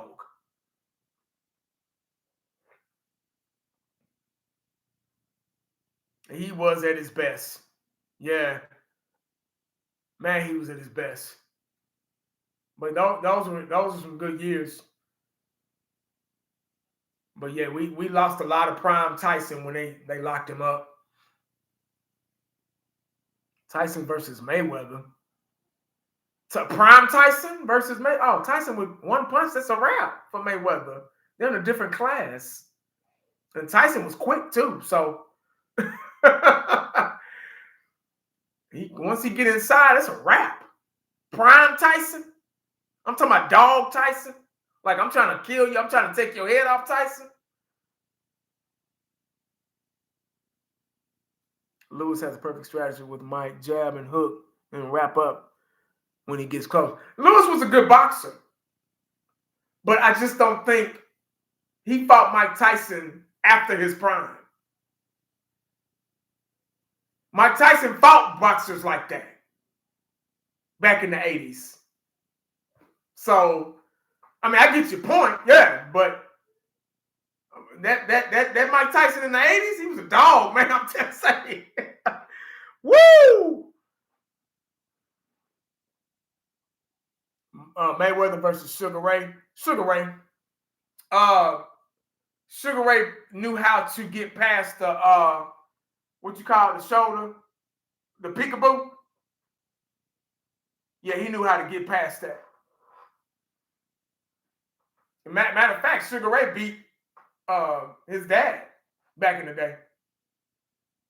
Yeah, Sugar Ray was special, man. He was really, really good. All right, Robbie, I appreciate it, man. Well, he said wife time. Hey, I got you, man. Y'all have a good one. The shoulder roll. Yeah, I thought they called it the peekaboo. I did that. You know what? That shit works. That shit actually works. I had a guy I used to spar with. We used to work at FedEx together. And we used to do that, But there was one guy that worked there. He was a little young guy. He was barely 20 years old. And he had loaded my truck wrong. And boy, I was pissed that day. I was like, man, who the hell loaded this truck like this? Yada, yada, yada. Woo, woo, woo. Man, I was so mad. I had so much shit. I had about 150 stops. Man, I was mad that morning. And he had overheard what I said. And I said, bro, did you load this truck? He was like, yeah, man. Wow. What's up, man? I said, are you new? I said, how long you been here? I think he only been there like 2 weeks. I said, oh, yeah, man, you knew. And so he started kind of coming up on me and getting close. And I was like, I said, back up, young dog. Back up, man. Let's relax. I said, you need to go get your supervisor. And so that he can show you properly how to load these trucks. And he walked off and he was steady talking shit, And I'm 40-something years old, man. I ain't trying to, go down that road, you lose my job over some young punk. So he came back and I was showing my partner how my truck was. He was like, man, who did that? Who loaded your truck like this? I said, shit. I said, some young dude, I don't know who the hell he is, So the old boy came back. Oh, you talking about me, man? Yada, yada, yada.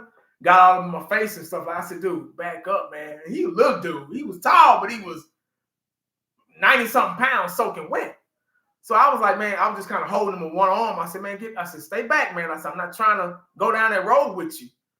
And so, man, I don't care, man. I don't care about this job, yada, yada, yada. So he put his fist up and started. I said, dude, trust me, bro. You don't want to go there. So he got in my face, so I pushed him off. And I pointed at the camera, and I let the camera know what I was doing. I'm pushing him off. I kept pushing him off. He kept trying to get in my face. So he swung, and I did the shoulder roll. I just did it just to see, And I did the shoulder roll, and his fist went off my shoulder. And when he missed, he was open. And I could have popped him. I could have popped him right there. And he's a young guy. He's a little boy. I didn't want to do him like that. So when he missed, he left himself open. And I had time to lock him up. I just locked him up. And I held him. He was trying to get out. I said, man, you got to be calm. I said, you got to calm down. I said, you're going to choke yourself out. I said, you're going to panic. You're going to lose air, and you're going to pass out. So he kept trying to get out, and I made the lock tighter. And then I went to the ground with him, and I wrapped my legs around him, around his, his torso. And I still had him locked up. And he's like, man, I can't breathe, man. He was really just trying to get out. But I was too strong for him. He couldn't do nothing. So I said, I'm not gonna let you go unless you calm. So I rolled over so I could be on his back. And I locked him up harder because he was still trying to get out. And then he couldn't breathe no more. So I went, everybody was trying to get me off. I said, I'm not letting him go till he calmed down. So he finally calmed down, and he got up, and he was, he couldn't breathe. So he just, man, he just, talking shit and walked away. But I'm like, man, I said, dude, you cool? You calm down. I said, relax, bro. I could have really, but I just didn't want to go down that road with him, man. That's all.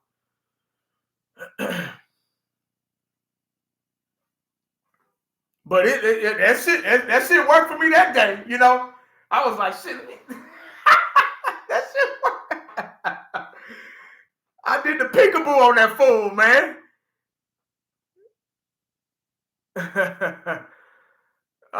Travis, who say get your punk ass back up there in the box? Right? Hey, I didn't want to do him like that, but I had to do something to calm him down because he wanted to fight, and I didn't want to fight. So,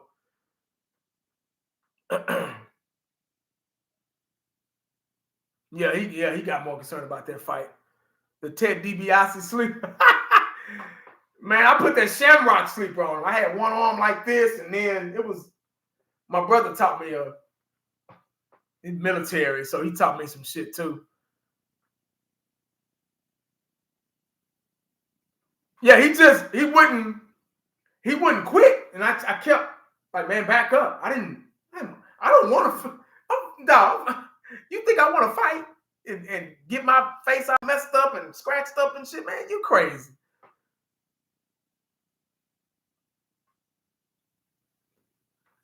Yeah, I was too strong for him. It wasn't nothing he could do. Because he was frail. He was so frail. And, you throwing them boxes every day, you develop, that old school strength, So I was just, it wasn't nothing to just lock him up and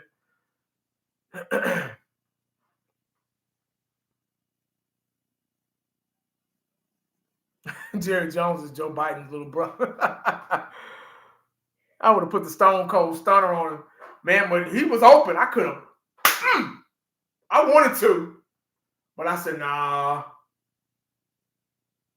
But they had called us, they had saw it on the camera, and they had called us in the office or whatever. And they didn't fire us. I mean, they definitely didn't fire me because they saw I was trying to. I said, y'all saw me trying to calm him down and they saw me trying to. He was like, man, he was trying to, but you were still trying to fight.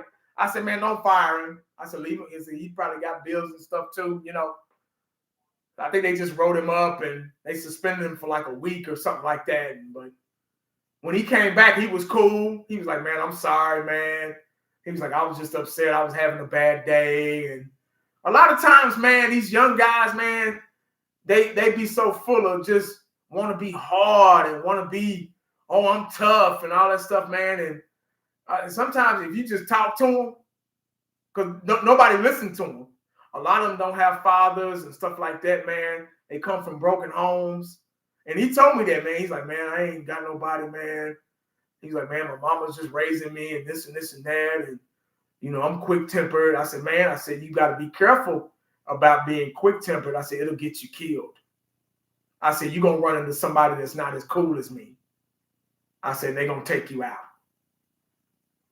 I said, because nowadays, people real sissified. They ain't going to want to fight you. They going to want to kill you. They too scared to take an ass whooping. So, and he listened to me, man. And after that, man, we was cool. He dapped me up every morning and,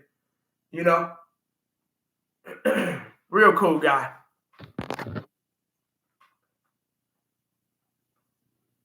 Retro, you a fool.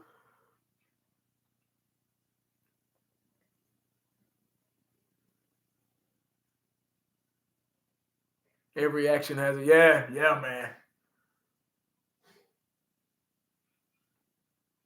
Yep, uncensored. Yep, very true. Very true. Yeah, a lot of them, they don't get that attention, man. Like the cats in the streets and stuff, man. You can tell that they lack something in the home is lacking. And they just want attention. And the only thing they can look forward to is streets and guns and stuff like that. So it's crazy, man. But that's all it is, man.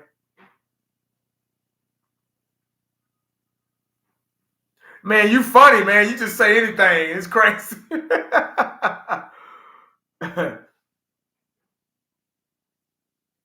Michael Irvin I know, right? Michael Irvin would have punched shit out of Dak Prescott. What the hell are you doing? Mike, do you think we'll get destroyed at home like we have? The way we've been playing this season, I can't see us winning any more games. Like, dead serious. I can't see us winning any more games this season. Because we're not playing good football. We're in a bad space. We're not confident. Once you've had a season like us, you just, you have to search for that confidence. Winning this game will probably, give us at least somewhat of confidence. But that could have been a touchdown, dog. He dropped that hoe. Like, bloop, right in his hands, man. Hold on to the ball. Oh. But yeah, I can't see us winning any more games this season. I just can't. If anybody, it'd be the Giants. Probably. But we're not that same team either. So I don't know if we can even beat them.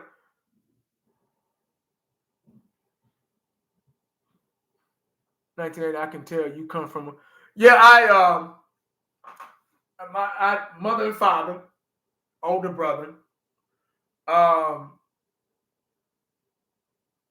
came from a 2-parent household. Not bragging, but that's just what existed. Middle class, okay neighborhood, had really good friends, family members. My brother and I, we focused on looking out for each other and playing sports, playing outside, old school, hide and go seek, playing football in the street, playing basketball, just we were really competitive kids, and it kept us out of trouble. It kept us, not that we would go looking for trouble. We were never the type of kids that go looking for trouble. We would always use sports and games and stuff like that to keep us away from the kids that were looking for trouble. And if we had to defend ourselves, that's just what we did. And back then, when you got into a fight with somebody, y'all were friends right after that. No lie. Win, lose, or draw. When you got into a fight with somebody, you get that respect, win, lose, or draw. And y'all be friends right after that. That's how it was back then. See, now it's not like that. You whoop somebody's ass, oh, you watch your back because they're coming back to kill you. That's just how sissified the world has gotten. It's not like that anymore. It's way too sissified. And people they just carry guns just to be carrying them now. It's the Wild Wild West all over again. Like, I'm dead serious. You can get into a fight with somebody, man, y'all be, damn, man, you hit hard, man. I know you do too, man. I'm sorry, man, That's what it was. If there was a bully, you had to go back and fight him. You had to. My parents used to say, man, you got to fight him. See, back then, you could fight. Now you can't even fight no more. That's right. They kick you out of school for fighting. That's the way it was. I mean, you got in trouble, but it was such simpler, innocent times back then. They had paddling in school. If you got in trouble in school and you got sent to the principal's office, he'd had his long wood paddle, probably about that long. Whop! I mean, it would sting like you'd be crying coming up out of that office. I mean, it was instant discipline back then. Discipline was a really big thing back in the 80s or 70s, 80s. I mean, discipline was number one. That's what's missing. Yeah. That's what's missing. That's why a lot of kids ain't scared to take somebody's life. Ain't no discipline in the home, and ain't no discipline at school.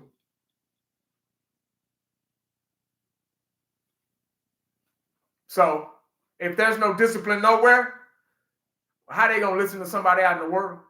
Soon as something don't go their way, pow! They ready to fight somebody or shoot somebody. I can't even tell.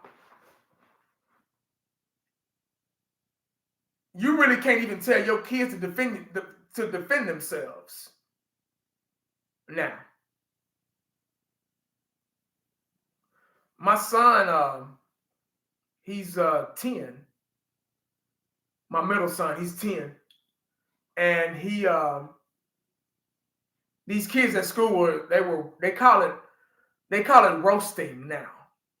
It used to be, we used to have scoring matches where we'll score on each other, talk about each other. Oh, your mama this, or your daddy this, or your mama so fast she, y'all, that was scoring back then.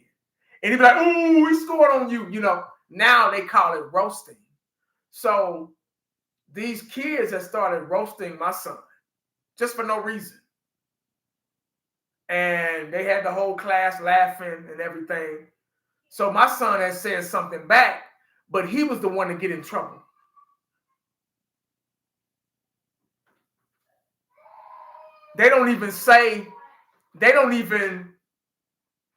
Nowadays, they don't even see the first kids that pick on. They see the kid that retaliates.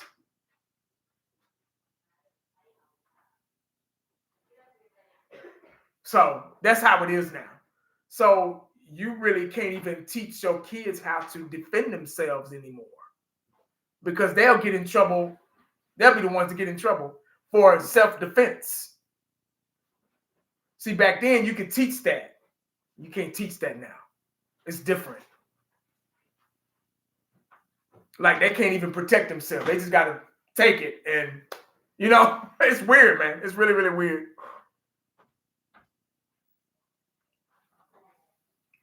Yeah, that's the youngest. She don't never want to go to bed. So that's why you...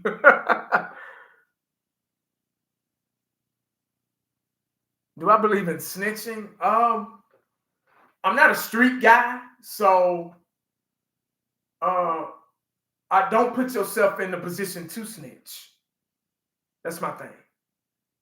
Just stay away from that shit. Let them fools kill up each other. Just stay away from it. I don't believe in it. I'm not going, my brother did something, or I'm not going, hey, does so-and-so live here? No, they don't. Shit. So no, you ain't gonna get nothing out of me, but I'm not gonna have it around my family or anything about, I don't,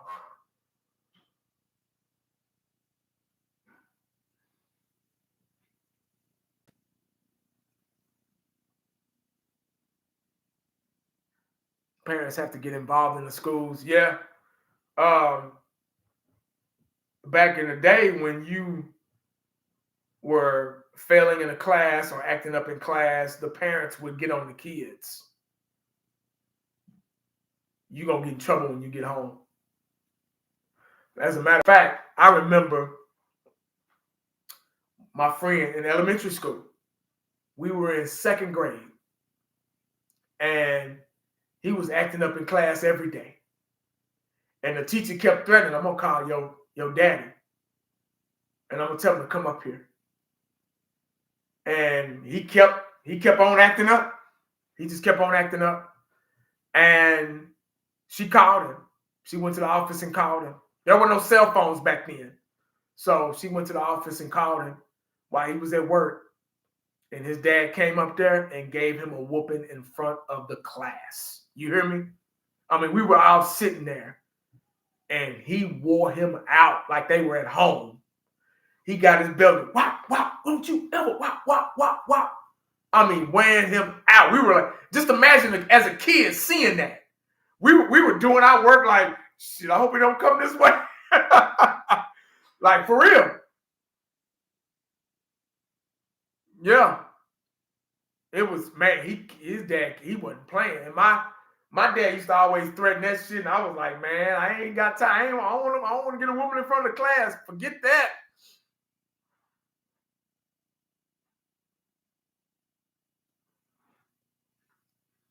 But, God, you a fool, man.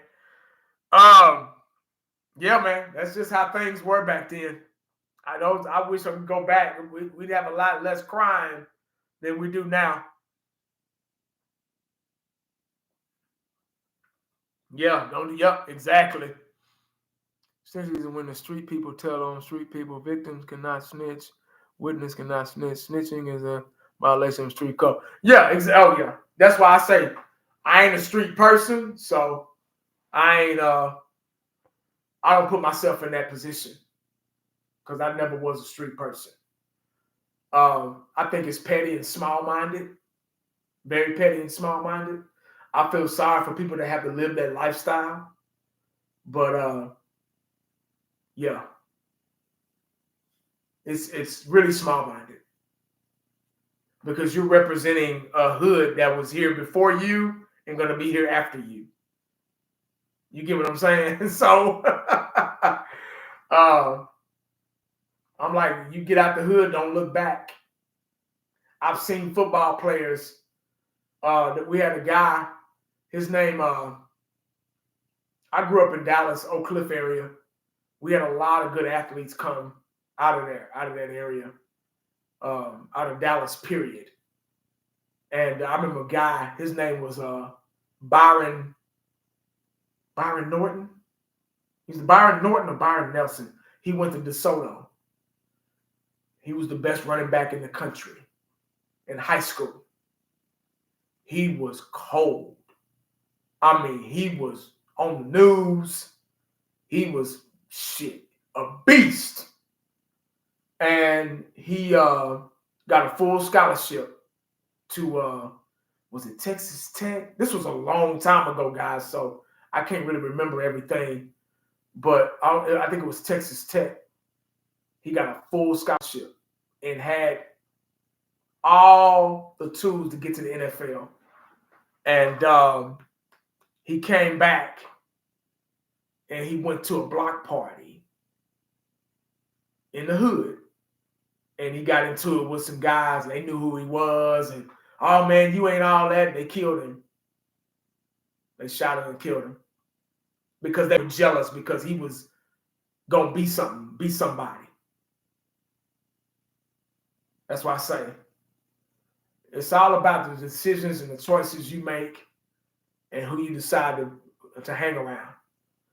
Don't come back. Don't look back. Because they don't care, man. They mad at you because you made it out. I done seen that happen so many times, man. Not just him, other players too. Yeah. Yep.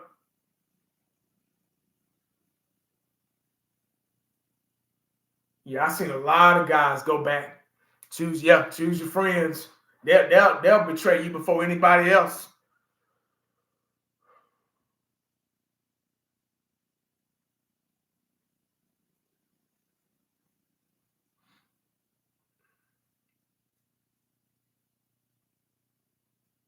Yep.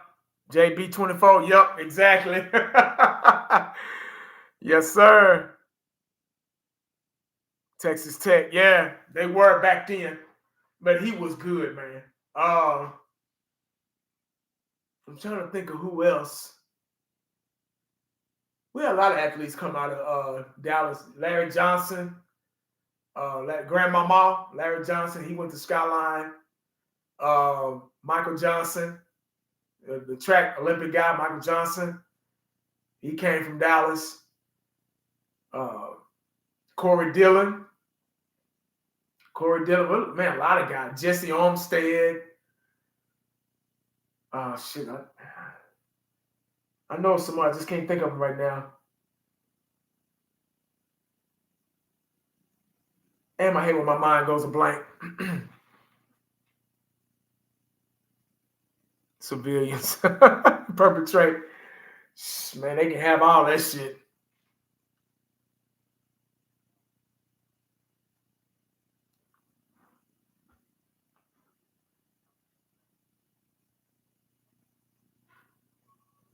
Drugging Mike Tyson? I ain't heard about that yet. Huh. No, I ain't heard about that one, dog. Drugging Mike Tyson? Earl Campbell. Yeah. Eric Dickerson. Dallas Carter. You talking about yeah, I as a matter of fact, that year, what was that, 88? Carter had that little scandal, them guys was robbing and stealing and all that shit. The kicker for the Carter Cowboys, he went. See, my brother and I, we were supposed to go to Carter because we lived probably about 10, 15 minutes away. But our parents, they didn't want us going to Carter. So we went to, I graduated from Hillcrest in 98. And my brother graduated from Hillcrest in 95. We were right by Carter and Kimball.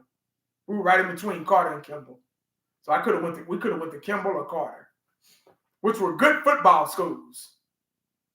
But yeah. But one of the guys that were involved in that, they live right behind us. Yep. As a matter of fact, he's DJ Steve Nice. He was in Houston for a while, and he came back to Dallas and DJed for a little bit. I think he's still here. But yeah, he went to Carter. He was one of those guys that was doing all that shit. It's a small world, man.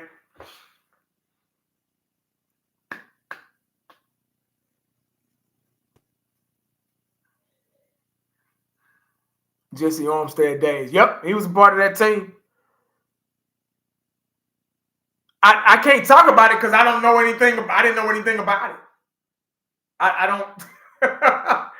Oh, he fumbled the ball. God dog it. Oh, incomplete pass. I can't talk about nothing I don't know nothing about. I ain't heard nothing about that. You the first person to tell me. Earl Campbell was from Tyler, Texas. Yeah, that's right. He sure was.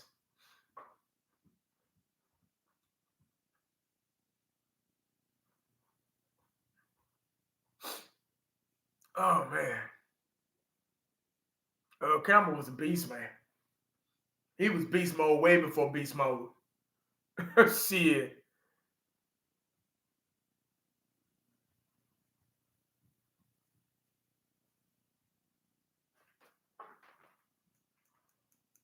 Down 7, clock ticking down deep in the third quarter. Oh, they just in the third quarter. They still got another quarter to go.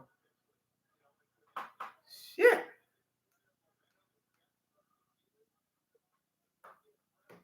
If the Cowboys got rid of Dak, what QB would I pick? A good one.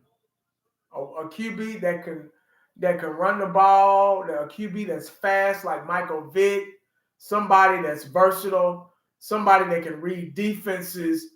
Everything that Dak isn't, that's what I would get. That's who I would get.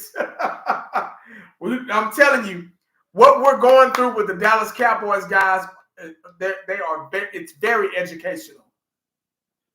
It's very educational, guys. So we're learning a lot this season. Believe it or not, this is a good thing. It's a good thing. Even though it's a bad thing, it's a good thing at the same time. They're showing us how not to be. So, yeah. That's the kind of quarterback that I would get. Somebody that can run the damn ball when they're in trouble. Somebody that's fast, elusive, creative, that can read blitzes, read defenses, that can throw in tight windows. Just shit. I know they're not going to be perfect, but damn near. Hell. And we need a good offensive line. Oh, my God. An offensive line will make anybody good. Shit.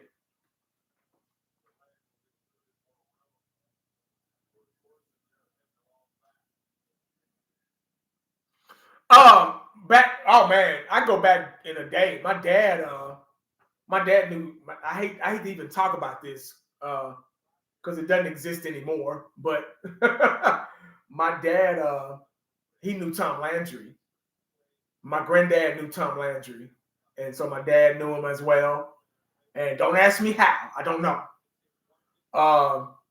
So we would go to the games. Sometimes we get real good seats. Sometimes I'd be on the sideline as a little kid. I became a ball boy. I wanted to be a ball boy so I can continue to be on the sideline with the Cowboys and at the Texas Stadium. And I would be there before the games while they were warming up, while nobody was there, throwing passes with Troy Aikman and Irvin and getting them fresh balls and stuff like that. And the kicker would kick the balls, and after he kicked the ball would be wobbly as fuck, and I had to get him fresh balls and all that stuff. And I was just there. It was nice. My dad and Jimmy Johnson, they turned out to be really good friends. When we hired Jimmy, when Jerry brought Jimmy, he didn't fool with Jerry that much though. He didn't fool with Jerry. He didn't like Jerry too much. I see why now. Yeah, so, but yeah, man. So I met a lot of the players, man. I got kind of close with Deion, but we kind of fell off a little bit because, he doing his thing. And I met back up with him on my FedEx route when I used to work for FedEx. His lawyer was in Plano when he was going through all that mess with Pilar. When he lived in, he played for the Baltimore Ravens back in 2003, and he lived in Prosper. This one, Prosper, was kind of, it wasn't, I don't want to say new, but it was up and coming. He had a house right on Preston Road, and it's still there, but you can't tell it's there because there's so much things they built around it. But it was back then, it was the only thing out there. The only thing. It was just open field and just Deion's, the big ass mansion him and Pilar had together. And this is when Shador and Shiloh, they were kids. They were little kids. I remember them when they were, this high. So he was going through all that mess with Pilar, and he was up there filling out paperwork and stuff, and I was dropping off some boxes, and I was coming out, and he was going in.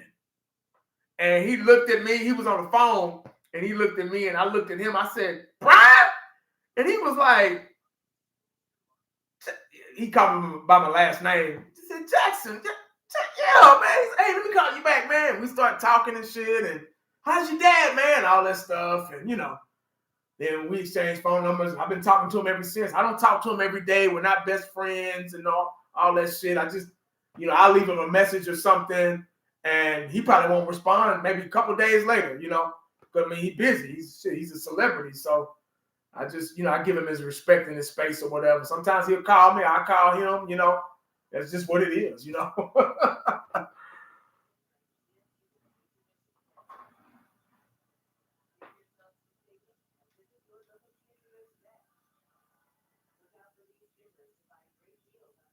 Was I at the Dallas-Miami game? No, we was at home because it was Thanksgiving.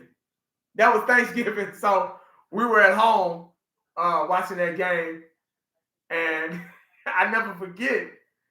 Emmitt Smith. I said, "Man, what happened on that play?" And he was like, "Man, we yelled Peter, Peter, Peter," and Peter meant everybody get away from the ball. Peter, Peter, Peter. We were all saying Peter. Even the players on the sideline, he's like, we were all shouting, "Peter, Peter, get away!" And here comes Leon Lett. Touched the damn ball. They could have won that game. Jimmy and Jerry, they were already hugging on the sideline, and they looked back like, "Oh shit!" Man, I remember that like it was yesterday. But yeah, that was one game that we did because it was Thanksgiving and we was with the family on that day.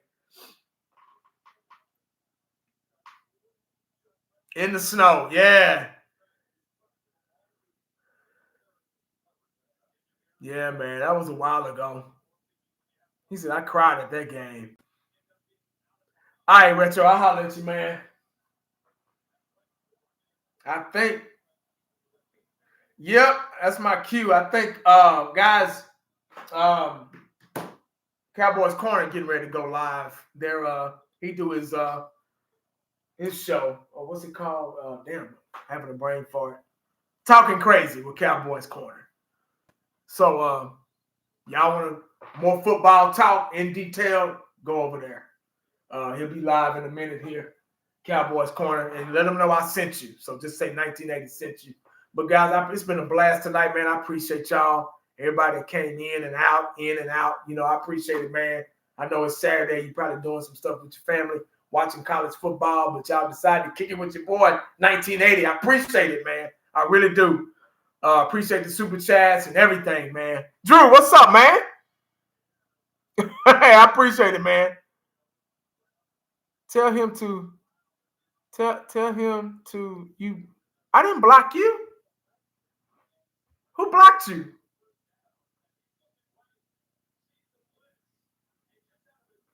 They blocked you, Drew?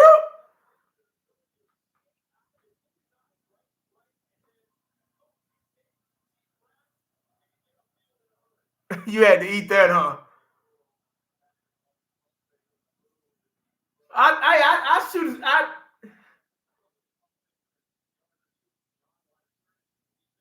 Oh, okay. I guess the other. I didn't know they blocked you. My bad, man. I didn't block you. You see, you can leave messages. But guys, I'm gonna get out of here, man. Y'all go to Cowboys Corner. He about to go live, man. I'll probably be on there a little bit, man. Chop it up with those guys. So, Unsister said, I'll unblock you, Drew. I hear you, man. All right, guys, I'm gonna get out of here, man. I appreciate y'all. Make sure you stay cowboyed up, prayed up, because you never know what the day is gonna bring you. Go on over to Cowboys Corner. Everybody, just go on over there. Check them out, man. It's gonna be live too, man. You got guys that you got different type of cowboy minds, talking Cowboys. Not just one person, not just one jabroni like me. You got about 4 or 5, maybe 6 guys in there. Yeah, you might see Uncensored in there. He might be in there too. You just never know. Peace out, guys. I'm out.